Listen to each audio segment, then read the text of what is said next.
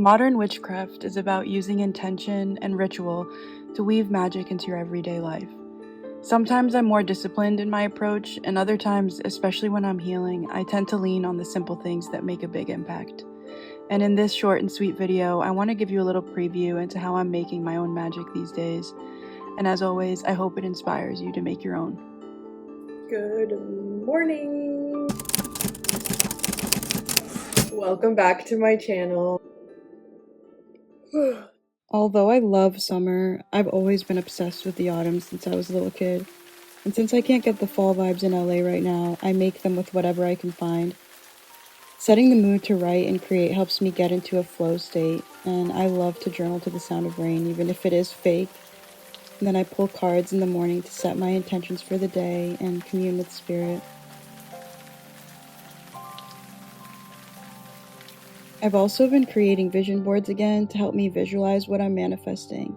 I'm such a visual person in general, so it's one of the best ways that I can actually feel and see the magic that gives me butterflies. I feel like it makes the things I'm asking for happen faster. But truly, one of my everyday witchcraft practices that hasn't changed in years is abstract painting. I use it as a tool for grounding, meditating, tuning into my intuition, and letting what feels good pour out of me without judgment. I often start paintings with a feeling or something I'm working through and watch what's inside of me translate to the physical world, like magic. Sometimes I love the result, and sometimes it's not about that at all. I'm less interested in it being perfect and more interested in giving my soul a sacred moment of rest. I just think there's nothing more rewarding than watching your feelings get transmuted into something physical that you can look back on and process. So usually when I start a new painting, it'll kind of look like a muddled mess for a while. Right now I have a base down, kind of a color scheme going, and then I will return to it later, but it was nice to kind of shut out the world and do this today. I missed it a lot. And perhaps the most simple of all magic is to seek out joy and childlike wonder in your own life. We can get so caught up in wanting what other people have, and there's so much to love about our own, but it's hard to see.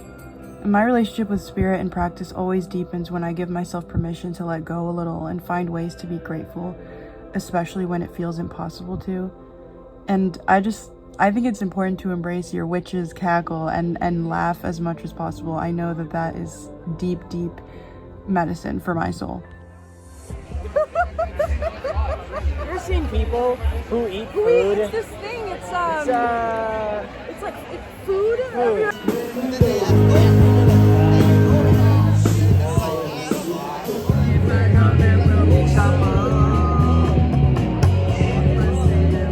We spent the rest of that night doing what feels good. I bought a beer that was very September fall coated, very me, and then we watched Blood of My Blood, which is the spin-off show from Outlander, which we are both loving, and it was the perfect way to spend the day.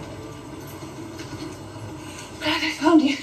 So as you guys know, if you've been watching my channel for a while, one of my favorite ways to bring more magic into my life is to spend as much time outside as possible and forage for new things as the season brings new gifts to me and bring them back to my altar or to use them in some way, press them into my notebooks or into my grimoire, and just see what I can find.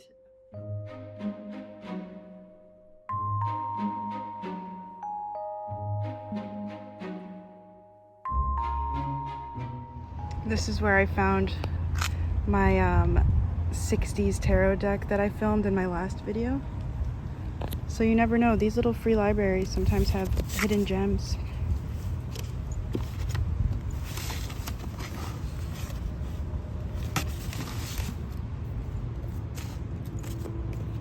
Nothing for me today, but it's always worth checking.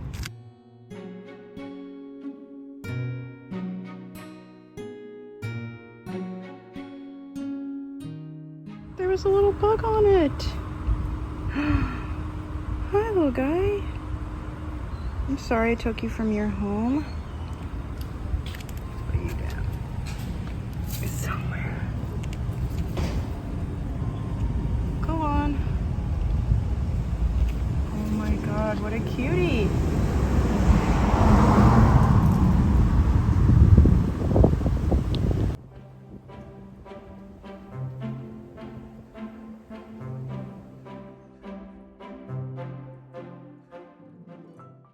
check out these massive mushrooms. Wait.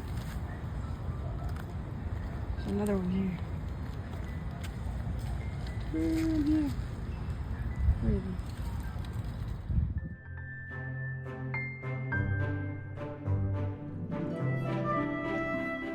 Found another little leaf.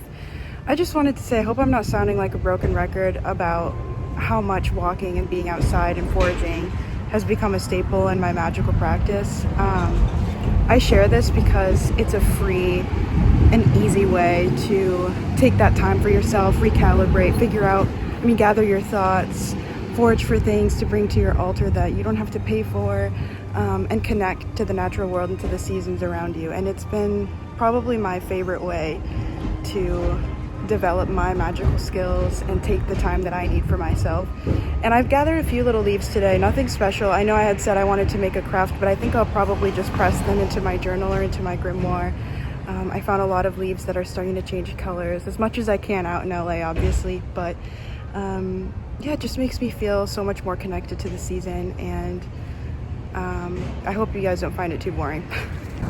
Though I may feel like fall in my soul, it is 83 degrees out, folks, so it doesn't quite feel like it yet. Lastly, to finish out my day, I brought back what I foraged and decided to press it into my grimoire, and then use this as a project for later, but just keep them in there for now and give myself that time to think about why I picked these and what they're bringing into this next season of change. I'm so excited for autumn, and I can't wait to bring you guys so much more magical content.